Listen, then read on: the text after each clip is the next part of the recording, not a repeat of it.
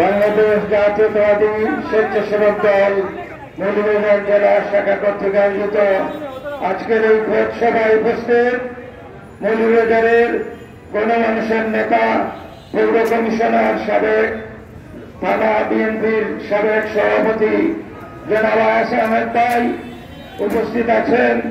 সম্মানিত ধন্যবাদ জানাচ্ছি। আজকে মৌলভীবাজারের রূপকার, মৌলভীবাজারের কৃতি সন্তান এম সাইফুর রহমানের মৃত্যুবার্ষিকী, তাই বক্তব্যের শুরুতেই জনাব সাইফুর রহমানের রুহের আত্মার মাগফিরাত কামনা করছি। রুহের আত্মার মাগফিরাত কামনা করছি বাংলাদেশের প্রথম রাষ্ট্রপতি শহীদ প্রেসিডেন্ট জিয়াউর রহমানের, যার জন্ম না হলে বাংলাদেশ নামক রাষ্ট্র হতো না, যার জন্ম না হলে হয়তো আমরা বাংলাদেশ জাতীয়তাবাদী বিএনপি পেতাম না, যার জন্ম না হলে হয়তো আমাদেরকে পরাধীন থাকতে হতো আজ পর্যন্ত। সংগ্রামী উপস্থিতি, আমরা খুব ভাগ্যবান, আমাদের নেতা বাংলাদেশের প্রথম রাষ্ট্রপতি বাংলাদেশের জন্য যুদ্ধ করেছেন, নিজে যুদ্ধ করে দেশ স্বাধীন করে আমাদেরকে স্বাধীন দেশ উপহার দিয়েছিলেন। কিন্তু ষড়যন্ত্রের কবলে পড়ে আবার যখন দেশ সমস্যায় জর্জরিত হয়, তখন সিপাহী জনতার বিপ্লবের মাধ্যমে বাংলাদেশের দায়িত্ব শহীদ প্রেসিডেন্ট জিয়াউর রহমানকে দেওয়া হয়েছিল।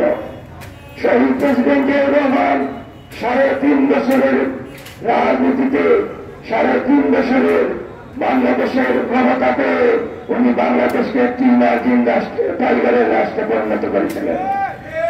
আমাদের নেতা তার জীবন দিয়ে বাংলাদেশের গণতন্ত্রকে রক্ষা করতে চেয়েছিলেন, তাই উনি শহীদ হয়েছেন, তবুও ষড়যন্ত্রকারীদের কাছে মাথা নত করেন নাই।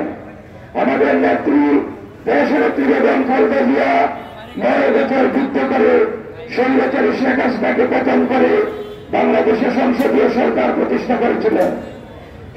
দেশনেত্রী বেগম খালেদা জিয়ার উপর শত অন্যায়, অত্যাচার, জুলুম, নির্যাতনের পরেও উনি কিন্তু ইন্ডিয়ান তালেদার হাসিনার কোনো কিছুতেই উনি মাথা নত করেন নাই।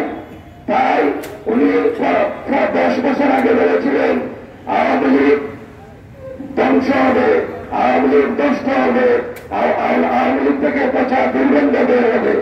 ওনার কথাই সত্য হচ্ছে। আজকে আওয়ামী লীগ থেকে দুর্গন্ধ বের হচ্ছে, শেখ হাসিনা পালিয়ে গিয়েছে, আওয়ামী লীগের কাউকে খুঁজে পাওয়া যাচ্ছে না। সবাই দেখা যায় কোনো না কোনো অন্যায়, অত্যাচার, জুলুম, নির্যাতনের সাথে আছে, টাকা পাচারের সাথে আছে, না খুন, ভূত হত্যার সাথে আছে।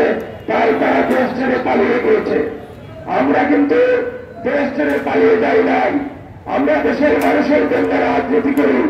দেশ নায়ক জনাব তারেক রহমান বলেছিলেন, আমাকে ক্ষমতায় নেওয়ার জন্য নয়, আমাকে প্রধানমন্ত্রী করার জন্য নয়, আপনারা আপনাদের দুধের অধিকার ফিরিয়ে পাওয়ার জন্য, আপনাদের দিনের দুধ রাতের দুধ দিয়ে দেওয়ার ব্যবস্থা করার জন্য আপনার এই হাসিনাকে পতন করতে হবে। উনি বলেছিলেন বাংলাদেশ, উনি বলেছিলেন যদি তুমি ভয় পাও তবে তুমি শেষ, যদি তুমি রুখে দাঁড়াও তবে বাংলাদেশ। বাংলাদেশের বিপ্লবী ছাত্র জনতা এই গোটা আন্দোলনকে নিয়ে রুখে দাঁড়িয়েছিল। তাই ঢাকার রাজপথে সারা বাংলাদেশের লক্ষ কোটি ছাত্র জনতা সেদিন দখল করে শেখ হাসিনার পতন করে শেখ হাসিনাকে বাংলাদেশ থেকে বিতাড়িত করে তারপরে তারা গড়ে গিয়েছে। কিন্তু এখন আমাদের আরো ষড়যন্ত্র আমাদের সামনে আছে। আমরা এই ষড়যন্ত্র রুখে দিতে হবে। দেশ নায়ক জনাব তারেক রহমানকে আমরা যতদিন পর্যন্ত বাংলাদেশে ফিরিয়ে নিয়ে আসতে না পারবো, যতদিন পর্যন্ত বাংলাদেশে একটি ব্যবস্থা করতে না পারবো, আমাদের এই সংগ্রাম অব্যাহত থাকবে। আমরা বিশ্বাস করি কিছু দিনের মধ্যেই এদেশে একটি নির্বাচনের ব্যবস্থা হবে। সেই নির্বাচনে বাংলাদেশের মানুষ দিনের দুধ দিনেই দিবে, আমার দুধ আমি দিব, যাকে ইচ্ছা তাকে দিব, এবং এই দুধের মাধ্যমে বিএনপিকে ক্ষমতায় নিয়ে আসবে। বিএনপির নেত্রী দেশনেত্রী বেগম খালেদা জিয়া বলেছেন, দেশ নায়ক তারেক রহমান বলেছেন, জনগণই সকল ক্ষমতার উৎস, জনগণই সকল ক্ষমতার উৎস। তাই জনগণকে বাদ দিয়ে কোনো কিছু হবে না। তাই আমরা জনগণের জন্য কাজ করি, জনগণের জন্য আমরা রাজপথে আছি। আপনাদের বুঝের মাধ্যমে আজ নয় কাল দেশনেত্রী বেগম খালেদা জিয়া এবং দেশনায়ক জনাব তারেক রহমান এদেশের মানুষের দায়িত্ব নেবেন। আমি বিশ্বাস করি দেশনায়ক তারেক রহমান যেদিন বাংলাদেশে আসবেন, লক্ষ কোটি মানুষ রাস্তায় নেমে আসবে এবং যত ষড়যন্ত্র আছে সব সেদিন বিদায় মিশে যাবে।